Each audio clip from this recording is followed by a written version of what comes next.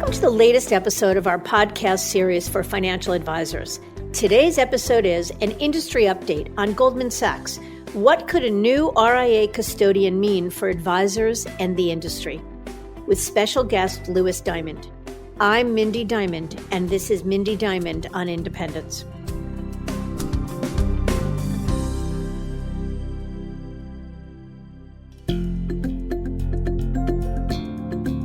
This podcast is available on our website, diamond-consultants.com, and on advisorhub.com, as well as Apple Podcasts and other major podcast platforms.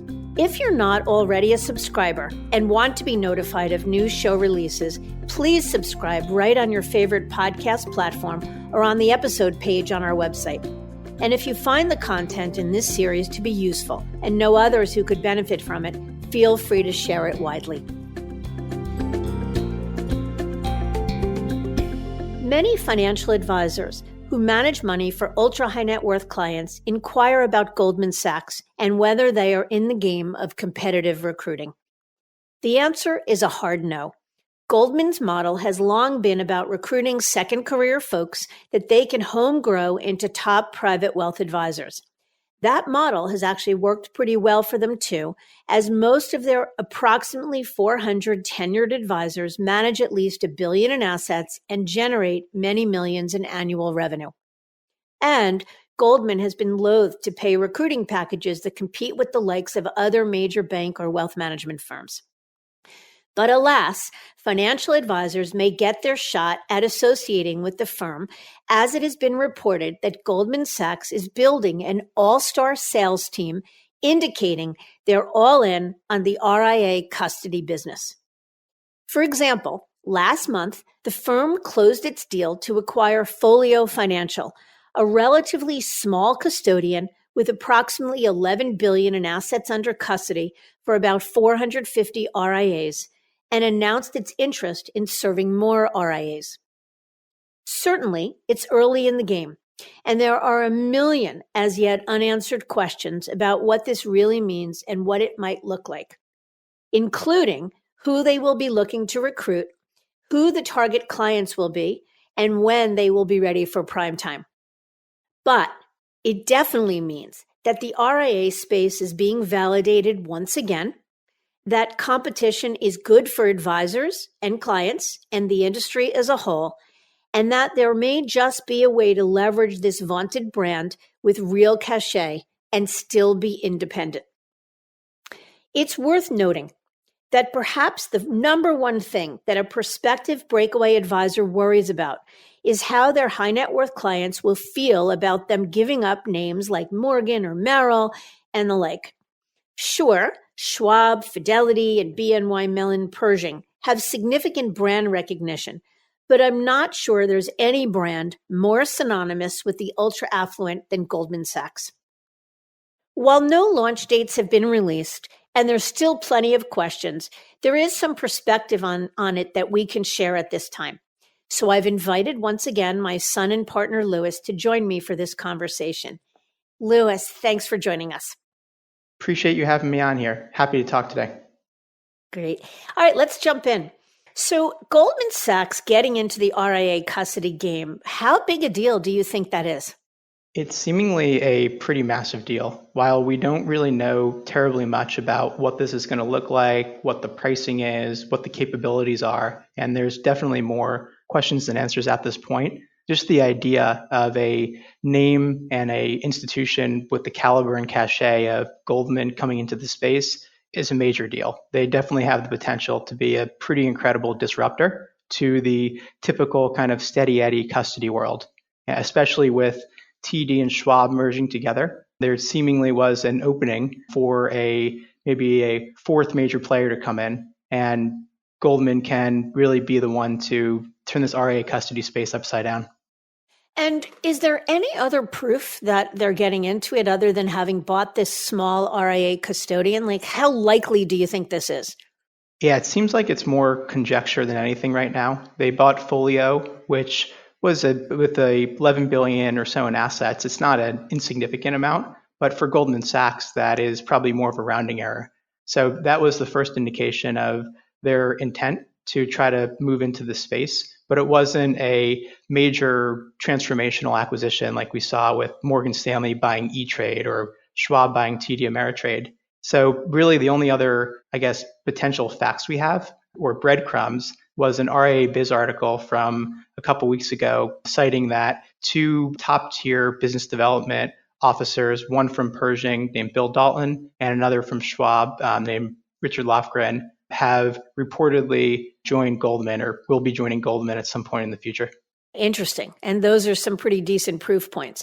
So again, conjecture, but what do you think the mechanics would look like? Would Goldman build this from scratch, or will they be relying on third-party tech and infrastructure? So it seems like what they'll do is leverage the building blocks of Folio, which was already a custodian, use that as kind of the foundation. What was pretty clear, though, was Folio definitely didn't have the technology or the connectivity with other third-party technology vendors, or really even the platform to really compete head-on with the major custodial players. So what I would guess is they use Folio to begin the kind of build process, and then they'll deploy all of their brilliant engineers and probably millions and millions of dollars to take it to the next level, to integrate it with other parts of the institution. And they do have a lot of other touch points with RIAs already within the firm. You look at something like United Capital, which they bought for $750 million, and ACO, which was already there. Plus they have Marcus and they have the credit card business in conjunction with Apple and all of the other lines of business already within Goldman. It seems like they'll kind of use that as the building blocks to connect this and create a seemingly an end-to-end custodian for advisors. So why now? Like, what's really in it for Goldman? Yeah, so the custody business in itself is not terribly profitable, with Schwab and Fidelity and TD last year going to zero for the most part on custody. It's pretty clear that custodians don't make money from charging per trade or charging basis points and assets for custody services. So really the way custodians make money, whether it's Goldman or Schwab or otherwise, is net interest margin. So really it's a differential between what they pay on cash balances, so the nominal interest rate that their clients get on cash, versus what they can lend that money out at, whether that's through securities-based lending, it's through mortgages or other lending services. That's really where the money is. I would say too with Goldman, because they have such a impactful commercial bank and retail bank, they now have an online banking platform, they have a credit card business, they have asset management services. There's definitely a lot of other revenue sources that are already present within Goldman. So what they get is RIAs are really a distribution mechanism to the end client. They started breaking into the high net worth space away from their traditional ultra high net worth business with the United Capital acquisition and what Joe Duran and his group have been able to do. And this is further penetration into more of the high net worth or retail market, but really using the underlying clients that RIAs can bring to the table to cross-sell or to deliver additional services that Goldman can then make money on. Interesting. All right, what if I flip the script here and ask you about these next two questions, if that's okay with you? Yep, go for it. Great. How do you think the Goldman Private Wealth Advisors or PWAs will feel about this? Do you think it's positive or it's a negative thing for them? You know, it's an interesting question, and I think it'll depend upon who you ask. So there are Goldman PWAs that will see this as a good thing. Many of them hold restricted stock. That's their sort of their version of golden handcuffs. And I spoke to a Goldman PWA the other day that said anything that can drive the stock price up is a good thing. Goldman apparently just came out with a retire in place program that is meant to compete with what the wirehouses have, the sunset program the wirehouses have in place, and be a way of retaining their top talent. It's only for the real top of the food chain advisors. I think it's the top 10% of producers. But those folks in particular who are now more committed to staying put may at least justify the idea of staying because this could potentially increase stock price. But my instincts tell me, just based upon having worked with a lot of Goldman advisors, that many of them will not be happy about it. What many of them have complained about for the last number of years is a feeling that Goldman is taking what was a really, high-end, ultra-sophisticated platinum brand and moving it downstream. And I think, one of the questions that I think you and I will talk about as we move forward is who will the target client be of this? If they become an RIA custodian, I can't imagine it's going to be the target clients will all be the $25 million plus client. And if that's the case and they move downstream, does it then somehow tarnish or diminish the brand that these Goldman advisors have prized for so long? Yeah, and I think to add to that as well, I completely agree. Goldman typically has one of the lowest payouts on the street. And in large part, it's because the Goldman business card is typically worth its weight in gold, no pun intended.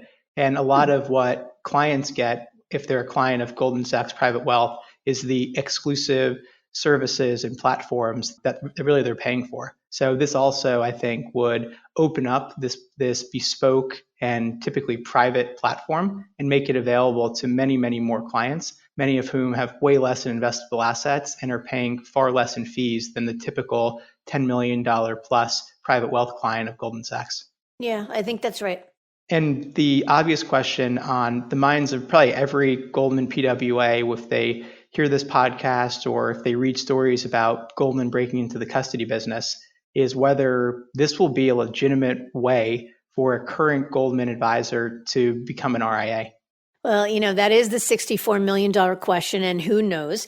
But here's what I do know. It's hard for me to imagine a scenario where Goldman just opens up the floodgates and allows all of these top advisors to go be independent, to access them as a custodian as opposed to as an employee.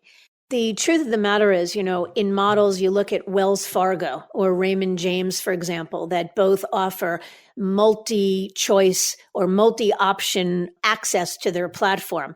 They don't just open the floodgates and say, come on over. There's a tariff that advisors have to pay, a significant tariff in order to move from one to the other. And there are some pretty strong barriers to entry. I think, the other thing is that Goldman advisors, if you talk with them, they many of them running, multi-billion dollar books, generating tens of millions of dollars a year in annual revenue. And their first interest in a perfect world would be to go out and be independent and form a multifamily office as an RIA. But in the end, the practicality of that is very unlikely and very low probability. Why? Because Goldman has a very strict garden leave when advisors leave. They have a very strict non-solicit. And unless you're in California, which is a strict right to work state, it's very difficult to do. So it becomes low probability. So there's no question that it'll be the first question Goldman advisors will ask. It's just hard to imagine a scenario where Goldman will want to cannibalize their existing business and allow advisors to come on over. Yeah, I think that's exactly right. And you mentioned it earlier, but Goldman advisors have significant, really unvested deferred compensation or restricted stock units that they've amassed. So perhaps one of the ways they try to keep the PWAs in their current, more profitable seat is by having these advisors completely forego their RSUs if they transfer over. Because I agree with you, the margins on a custody business, even if you are able to generate revenue from other services, is a fraction of what you get from, the Goldman world keeping probably 65 cents on the dollar as far as advisor payout, and still collecting the same revenue from lending and from asset management and from other services.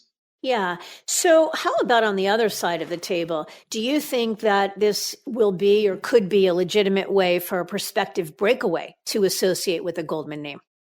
Absolutely. That is, if there are, I would say, 2 or 3 barriers that wirehouse advisors in particular have about going independent, the largest one is typically brand. So you go from having the Morgan Stanley or the Merrill Lynch or the UBS business card that's very powerful with clients and for prospecting. Everyone knows who they are, they're household names.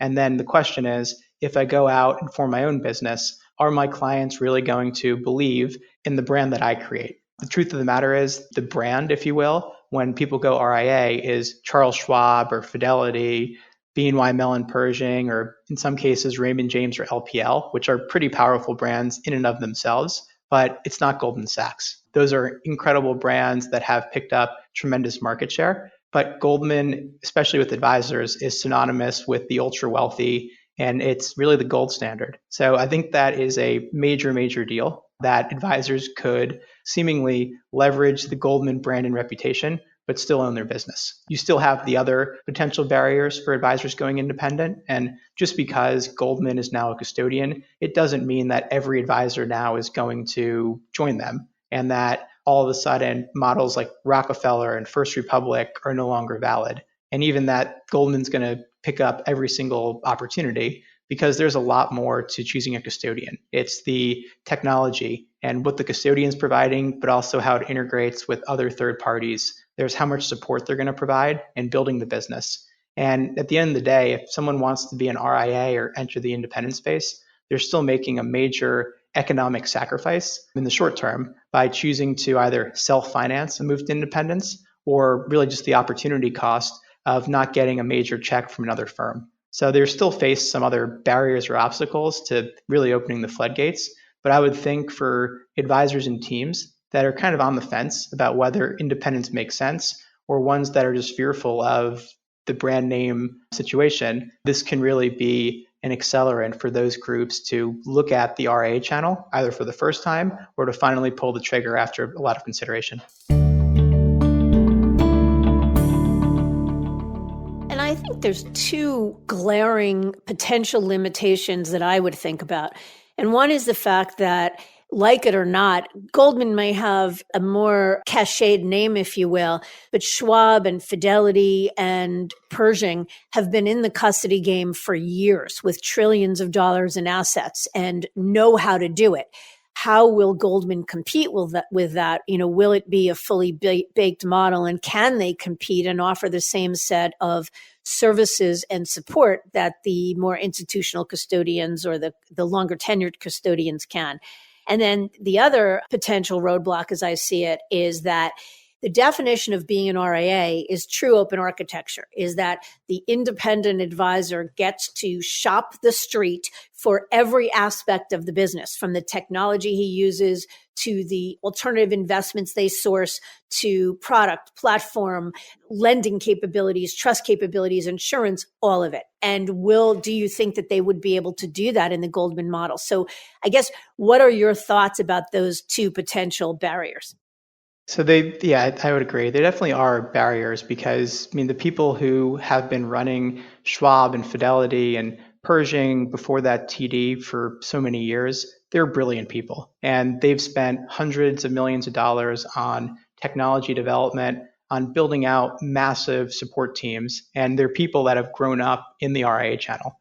So just because you slap the Goldman name on a custodian, it doesn't mean that it's going to be right off the bat as competitive with those groups on technology, on service, on ancillary support. The act of being a custodian, so safe asset custody, is completely commoditized.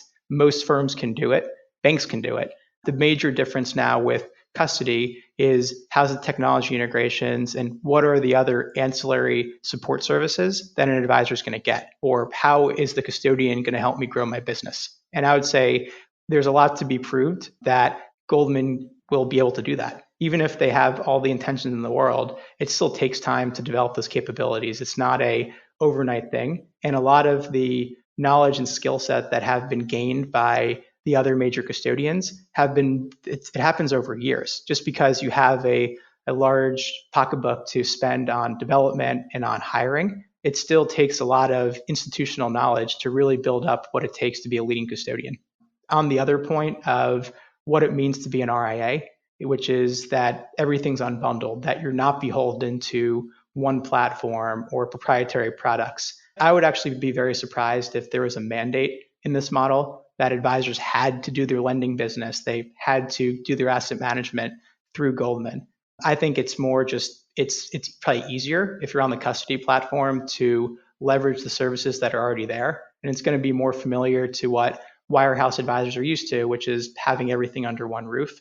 But if anything in this reeks of proprietary or restrictive or mandated, there's no way they'll pick up the market share that they're trying to get. And do you think that this, if Goldman pulls this off, what do you think will be on the minds of senior management at the likes of Morgan and UBS and Merrill with respect to the RIA space? Yeah, it's a fascinating question. To me, it's a live case study for them on what it would mean for a blue chip institution that has a decades old private wealth management business to enter into the RIA custody world and to see what happens. Is the private wealth business that's more profitable, as we mentioned, going to be cannibalized? Is this business able to be as profitable? Because it's definitely a scale business. What's going to be the tech spend to get it up and running? E-Trade was bought by Morgan Stanley a couple months ago. E-Trade, before Morgan bought it, was one of the top 5 largest custodians. So Morgan, through that acquisition, had capabilities to become an RIA custodian, but they've said publicly that that's not really what they're going to focus on. There's always rumors or questions about whether UBS would throw their hat into the ring for custody. We don't really hear the same about Merrill, but it's definitely a question. There's no doubt that if Goldman comes in, is a disruptor, and picks up some meaningful market share, that if you're one of these other major firms, you have to at least look seriously at what it might mean for your business. And now they can kind of sit back and watch and see Goldman throw their money at it and their time and their capacity, and basically just watch to see how it works and whether the playbook makes sense. Yeah, it's an interesting point. So looking at Morgan Stanley, for example, they bought E-Trade.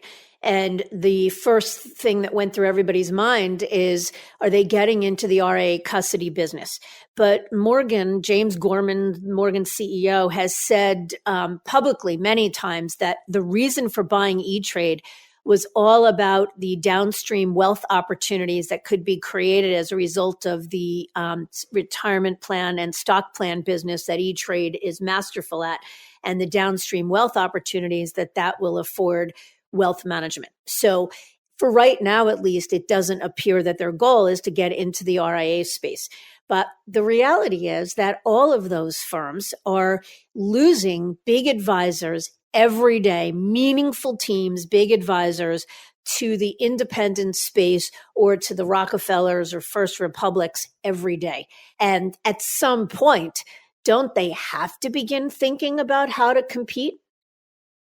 Yeah, I mean, you would think so, but if you're a decision maker for these firms and you're evaluating the business from the 50,000 foot level, from the executive suite, at the end of the day, while on the ground, so to people like us and to advisors, we're watching the most well-regarded, largest teams in the industry leave in many cases. I still think to these major firms, it's probably still a rounding error. While of course they would love to keep all of their advisors, and it stings when $1 billion team walks out the door, not to mention the future knock-on effects it might have of others following them as kind of a wake-up call. I think it's still, they look at the RIA channel as it's just another place where advisors go. And while they'll lose some teams and they'll continue to lose teams to the competition, is it really worth the development of building a new custodian? And I think the bigger risk is just the cannibalization. Is do we take our 16,000, 8,000, 14,000 advisor platforms where we have a ton of real estate and branch managers and expensive infrastructure, and do we all of a sudden open up the floodgates and make that line of business significantly less profitable? Yeah, and that is actually the exact tact or narrative that senior leadership at the major firms have always held on to. And I think it'll be interesting to see what they do, especially if Goldman gets this right. And then we mentioned it a little earlier, but do you think that Goldman's target market will be breakaways or existing RIAs? Or if they're going to go after existing RIAs, will they look to poach from Schwab, Fidelity, and Pershing?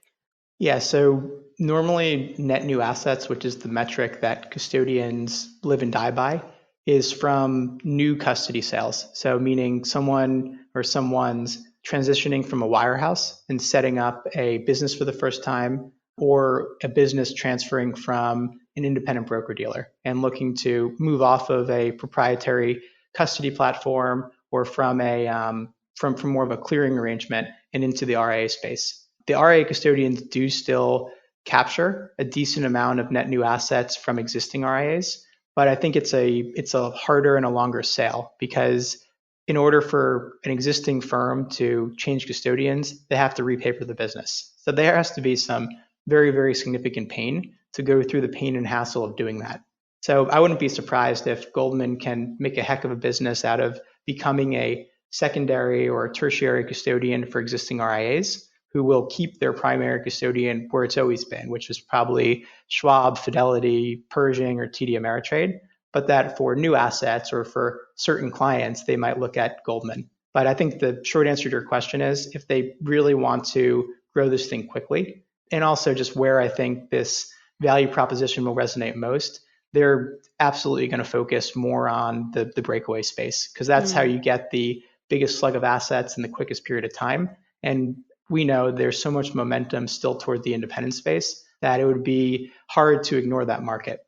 I bet that part of the strategy, though, too, will be to target family offices and other firms that maybe are looking for a different type of custodian. So it's probably all of the above, but I would think a large part of the growth strategy will be focusing on breakaways.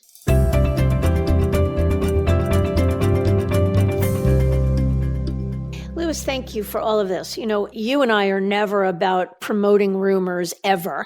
And we acknowledge that there are more questions than answers and that a lot of this is just conjecture. But it does speak to, what we know about an industry that has been in transition for a long time. It does speak to the changing advisor mindset that we talk about a lot. It does emphasize the validity and mainstream nature of the independent space. And so we will continue to watch this closely and continue to sort of share the information with you as it becomes more tangible, if you will. And we promise to come back to it over time as we get more information.